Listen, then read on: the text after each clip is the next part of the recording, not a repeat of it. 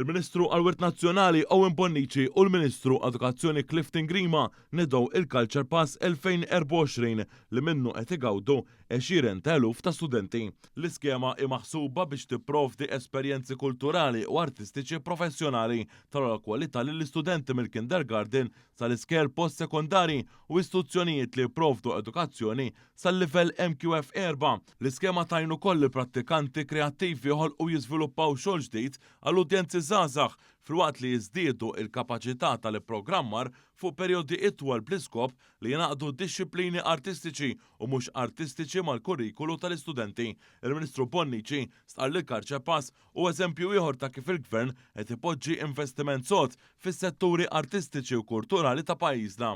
Din l-inizjattiva għandha lan li tpoġġi l-kultura fiċ-ċentru tal-futur tagħna u aħna rridu ninvestu fit-tfal tagħna biex meta jikbru japprezzaw iktar il-valur tal-kreattività tal-arti u tal-kultura fil-ħajja tagħhom kif ukoll fis-soċjetà Maltija. Il-Ministru Grima saq li matul is-snin din l-inizjattiva tat u qed tagħti aċċess għall kultura Maltija b'mod artistiku li wassal għal tagħlim informali fl-edukazzjoni ta' pajjiżna. Dak li ħabbarna llum qegħdin nagħtu opportunità lill-istudenti tagħna sabiex ikollhom aċċessibilità għal diversi inizjattivi, diversi proġetti li fihom jaraw l-aspett ta' kultura, li fihom jaraw aspett anka artistiku.